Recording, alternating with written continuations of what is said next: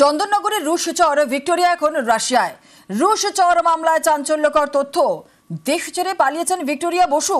দিল্লি থেকে বিহার আর তারপর নেপাল হয়ে দুবাই থেকে সোজা রাশিয়ায় ভিক্টোরিয়ায়। গতকাল সুপ্রিম কোর্টে জানালো কেন্দ্র, গোটা ঘটনা তদন্ত করা হচ্ছে বলে জানায় কেন্দ্র। কি করে পালালেন ভিক্টোরিয়া? সুপ্রিম কোর্টে প্রশ্নের মুখে কেন্দ্র। কেন্দ্রের দেওয়া তথ্য নিশ্চিত করতে নির্দেশ আদালতের। এক সপ্তাহ পর ফের শুনানি। ভিক্টোরিয়ার বিরুদ্ধে ভারতবর্ষে কোনো ক্রিমিনাল কেসও নেই, সেক্ষেত্রে বন্দি প্রত্যর্পণের কোনো ব্যাপারও নেই। সুপ্রিম কোর্টের অর্ডার দেশের বাইরে অ্যাপ্লিকেবল নয়। সুতরাং এখন আমার এটাতে মনে হচ্ছে যে একমাত্র যদি সদিচ্ছা বা শত প্রচেষ্টা তাদের উপরে এই ব্যাপারটাকে ছেড়ে দিতে হবে। মিনিস্ট্রি অফ এক্সটার্নাল অ্যাফেয়ার্স যদি রাশিয়ার অথরিটিসকে বলে বুঝিয়ে যদি তাদেরকে আনতে পারেন বা অন্তত যদি বাচ্চাটাকে আনতে পারেন। ক্যানিংয়ে আক্রান্ত প্রতিবাদী দম্পতি, বাড়ির সামনে মদ্যপান গালিগালাজ আর প্রতিবাদ করায় স্বামী স্ত্রীকে বেধড়ক মার। আরো বিস্তারিত জানাবে আমাদের সঙ্গে রয়েছেন আমাদের প্রতিনিধি অনুপ বিশ্বাস। ঠিক কি হয়েছিল অনুপ? দেখো, যে অভিযোগটি করেছেন মহিলা কিন্তু ক্যানিং থানায় একটি অভিযোগ করেছেন যে বাড়ির সামনে দীর্ঘদিন ধরেই কিন্তু মদ্যপান করেন এবং সেখানে কিন্তু তারা একটি মদের আসর বসায়। এই নিয়ে প্রায় তারা ওখানে গালিগালাজ করতো এবং সেই গালিগালাজে প্রতিবাদ করেছিলেন। দীর্ঘদিন আগেও বারবার বারণ করলেও কিন্তু গতকাল কিন্তু ফের আবারও গালিগালাজ করাতে তিনি কিন্তু বারণ করে। এই ঘটনায় কিন্তু তাকে কিন্তু বেধড়ক মারধর করা হয়। এই ঘটনায় কিন্তু তার নাবালক পুত্র দেখে চিৎকার করলে তার বাবা বাড়ি থেকে বেরিয়ে আসেন এবং তখনই তার বাবাকে রড দিয়ে তার মাথায় মারেন। এই ঘটনায় তিনি রক্তাক্ত অবস্থা পড়ে গেলেন।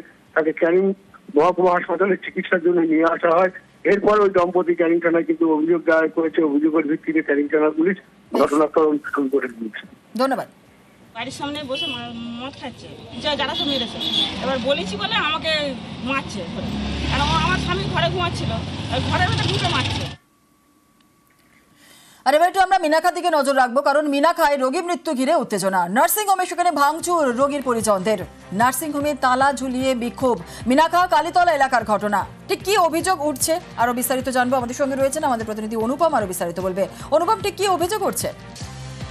দেখো, গতকাল রাতে সেখানকার স্থানীয় এক বাসিন্দা দিলীপ মন্ডল না, তিনি অসুস্থ হয়ে পড়ে বাড়িতে। তাকে তার পরিবারের লোকজন ওই কালীতলা এলাকারই এক বেসরকারি হাসপাতালে নিয়ে যায়। সেখানে নিয়ে গেলে সেই সময় সেখানে ডাক্তার ছিল না বলেই অভিযোগ। যেসব হাসপাতালে যেসব স্টাফ তারা তাকে ভর্তি করে নেয় এবং চিকিৎসা শুরু করে, কিন্তু চিকিৎসার যত সময় গড়াতে থাকে তত অবনতি হতে থাকে তার শারীরিক অবস্থা। এরপর হাসপাতাল কর্তৃপক্ষ তাকে অন্য জায়গায় স্থানান্তরিত করে এবং তাকে যখন নিয়ে যায় তখন হাসপাতালে নিয়ে যাওয়ার সময় রাস্তাতেই মারা যায়। তখন সেই ডেড বডি ঘুরিয়ে নিয়ে আবার ওই হাসপাতালে নিয়ে এসে বিক্ষোভে ফিরে পড়ে তার পরিজনরা এবং হাসপাতালে ভাঙচুর করে। এরপর মিনাখা থানার পুলিশ ঘটনাস্থলে আসলে ওই হাসপাতালে তালা মেরে দিয়ে বন্ধ করে নিয়ে এলাকার লোক চলে যায়। বেশ, ধন্যবাদ। একটা পেশেন্ট এখানে ভর্তি হয়, দেখে সেই মতো ট্রিটমেন্ট করছিল। বাড়ির লোককে বলে হয় যে পেশেন্টটার অবনতি হচ্ছে, পেশেন্টটা আরও দুর্বলতা হয়ে যাচ্ছে, তোমাদেরকে এক্ষুনি নিয়ে কলকাতায় চলে যেতে হবে। ওনারা নিতে গেছে, তাতে রাস্তায় লেট হয়ে গেছে, হয়তো পেশেন্টটা সেখানে এক্সপায়ার করে গেছে। মিনাখা হসপিটাল ওখানে গিয়ে ওনারা দেখালো, তখন পেশেন্ট পার্টির সাথে ডাক্তারবাবু হয়তো বললো যে কোনো একটা সমস্যা, যে পেশেন্টটা হয়তো 1 ঘন্টা আগে মরেছে কি 10 মিনিট আগে মরেছে। তারপরে ওনারা সেই আক্রোশে এসে এই নার্সরুমটাকে ভাঙচুর করে এবং নার্সরুমটাকে আপাতত বন্ধ রেখে যায়। যে রুগীগুলো ছিল তাদেরকে মিনাখা হসপিটালে প্রশাসনের তরফ থেকে পাঠিয়ে দিয়ে আপাতত নার্সরুমটা বন্ধ আছে। খড়গপুর আইআইটিতে ছাত্রের রহস্য মৃত্যু। ইলেকট্রিক্যাল ইঞ্জিনিয়ারের ছাত্রের মৃত্যু। মৃত ছাত্র মধ্যপ্রদেশের বাসিন্দা। ওষুধ শ্বাসনালীতে আটকে মৃত্যু বলেই অনুমান।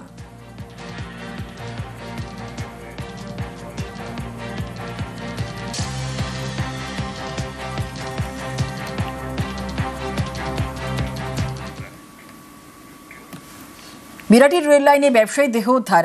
কাকরগাছে স্বর্ণ ব্যবসায়ীর দেহ উদ্ধার। শুক্রবার থেকে নিখোঁজ ছিলেন ব্যবসায়ী। বাগুইআটি থানায় লিখিত অভিযোগ দায়ের করা হয়।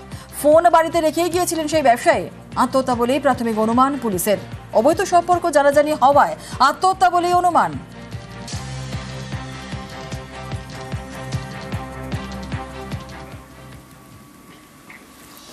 দীঘার সমুদ্রে স্নানে নেমে নিখোঁজ। সমুদ্রে তলিয়ে যান মামা ভাগ্নে। মামাকে উদ্ধার করলেও নিখোঁজ ভাগ্নে। আরো বিস্তারিত বলবে পঙ্কজ, আমাদের সঙ্গে রয়েছে। পঙ্কজ, সমুদ্রে স্নান করতে কখন যান এই মামা ভাগ্নেটি, কি জানা যাচ্ছে?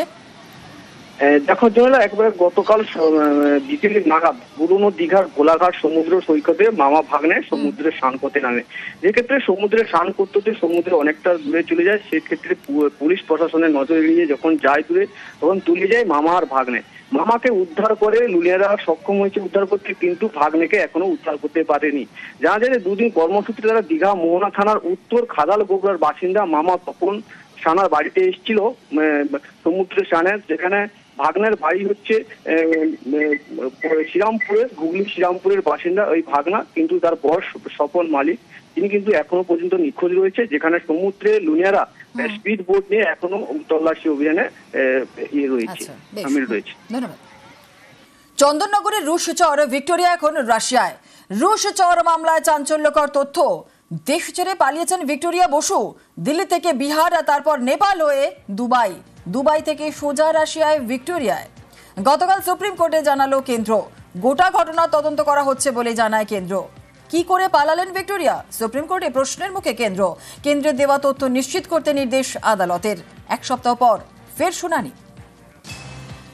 ভিক্টোরিয়ার বিরুদ্ধে ভারতবর্ষে কোনো ক্রিমিনাল কেসও নেই, সেক্ষেত্রে বন্দি প্রত্যার্পণের কোনো ব্যাপারও নেই। সুপ্রিম কোর্টের অর্ডার দেশের বাইরে অ্যাপ্লিকেবল নয়। সুতরাং এখন আমার এটাতে মনে হচ্ছে যে একমাত্র যদি সদিচ্ছা বা শত প্রচেষ্টা, তাদের উপরে এই ব্যাপারটাকে ছেড়ে দিতে হবে। মিনিস্ট্রি অফ এক্সটার্নাল অ্যাফেয়ার্স যদি রাশিয়ার অথরিটিসকে বলে বুঝিয়ে যদি তাদেরকে আনতে পারেন, বা অন্তত যদি বাচ্চাটাকে আনতে পারেন। ক্যানিংয়ে আক্রান্ত প্রতিবাদী দম্পতি, বাড়ির সামনে মদ্যপান গালিগালাজ আর প্রতিবাদ করায় স্বামী স্ত্রীকে বেধড়ক মার। আরো বিস্তারিত জানাবে আমাদের সঙ্গে রয়েছেন আমাদের প্রতিনিধি অনুপ বিশ্বাস। ঠিক কি হয়েছিল অনুপ? দেখো, যে অভিযোগটি করেছেন মহিলা কিন্তু ক্যারিংটানায় একটি অভিযোগ করেছেন যে বাড়ির সামনে দীর্ঘদিন ধরেই কিন্তু মদ্যপান করেন এবং সেখানে কিন্তু তারা একটি মদের আসর বসায়। সেই নিয়ে প্রায় তারা ওখানে গালিগালাজ করতো এবং সেই গালিগালাজে প্রতিবাদ করেছিলেন। দীর্ঘদিন আগেও বারবার বারণ করলেও কিন্তু গতকাল কিন্তু ফের আবারও গালিগালাজ করাতে তিনি কিন্তু বারণ করে। এই ঘটনায় কিন্তু তাকে কিন্তু বেধড়ক মারধর করা হয়। এই ঘটনায় কিন্তু তার নাবালক পুত্র দেখে চিৎকার করলে তার বাবা বাড়ি থেকে বেরিয়ে আসেন এবং তখনই তার বাবাকে লোহা রড দিয়ে তার মাথায় মারেন। এই ঘটনায় তিনি রক্তাক্ত অবস্থায় পড়ে গেলেন। তাকে ক্যানিং মহকুমা হাসপাতালে চিকিৎসার জন্য নিয়ে আসা হয়। এরপর ওই দম্পতি ক্যানিং থানায় কিন্তু অভিযোগ দায়ের করেছে। অভিযোগের ভিত্তিতে ক্যানিং থানা পুলিশ ঘটনার তদন্ত শুরু করে দিয়েছে। ধন্যবাদ। বাড়ির সামনে বসে মদ খাচ্ছে, যারা তো মেরেছে। এবার বলেছি বলে আমাকে মারছে ধরে, কারণ আমার স্বামী ঘরে ঘুমাচ্ছিল, ঘরের ভেতরে ঢুকে মারছে। আর এবার একটু আমরা মিনাখার দিকে নজর রাখবো, কারণ মিনাখায় রোগী মৃত্যু ঘিরে উত্তেজনা। নার্সিংহোমে সেখানে ভাঙচুর রোগীর পরিজনদের। নার্সিংহোমে তালা ঝুলিয়ে বিক্ষোভ। মিনাখা কালীতলা এলাকার ঘটনা। ঠিক কি অভিযোগ উঠছে আরো বিস্তারিত জানবো। আমাদের সঙ্গে রয়েছেন আমাদের প্রতিনিধি অনুপম, আরো বিস্তারিত বলবে। অনুপম, ঠিক কি অভিযোগ উঠছে?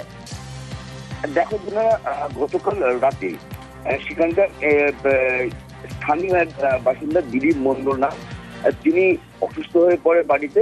তাকে তার পরিবারের লোকজন ওই কালীতলা এলাকারই এক বেসরকারি হাসপাতালে নিয়ে যায়। সেখানে নিয়ে গেলে সেই সময় সেখানে ডাক্তার ছিল না বলেই অভিযোগ। যেসব হাসপাতালে যেসব স্টাফ তারা তাকে ভর্তি করে নেয় এবং চিকিৎসা শুরু করে, কিন্তু চিকিৎসার যত সময় গড়াতে থাকে তত অবনতি হতে থাকে তার শারীরিক অবস্থা। এরপর হাসপাতাল কর্তৃপক্ষ তাকে অন্য জায়গায় স্থানান্তরিত করে এবং তাকে যখন নিয়ে যায় তখন হাসপাতালে এই নিয়ে যাওয়ার সময় রাস্তাতেই মারা যায়। তখন সেই ডেড বডি ঘুরিয়ে নিয়ে আবার ওই হাসপাতালে নিয়ে এসে বিক্ষোভে ফিরে পড়ে তার পরিজনরা এবং হাসপাতালে ভাঙচুর করে।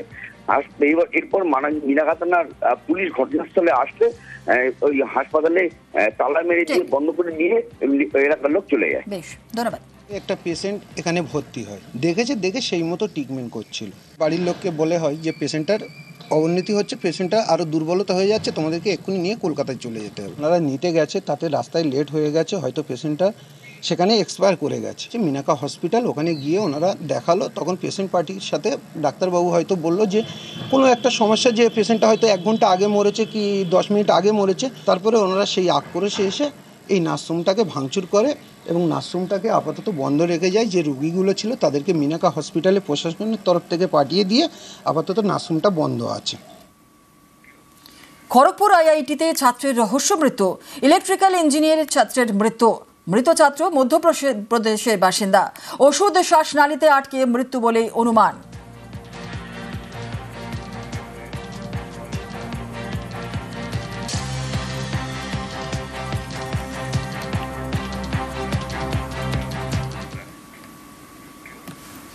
বিরাটির রেল লাইনে ব্যবসায়ী দেহ উদ্ধার। কাঁকড়গাছির স্বর্ণ ব্যবসায়ীর দেহ উদ্ধার। শুক্রবার থেকে নিখোঁজ ছিলেন ব্যবসায়ী। বাগুইআটি থানায় লিখিত অভিযোগ দায়ের করা হয়। ফোন বাড়িতে রেখেই গিয়েছিলেন সেই ব্যবসায়ী। আত্মহত্যা বলেই প্রাথমিক অনুমান পুলিশের। অবৈধ সম্পর্ক জানাজানি হওয়ায় আত্মহত্যা বলেই অনুমান।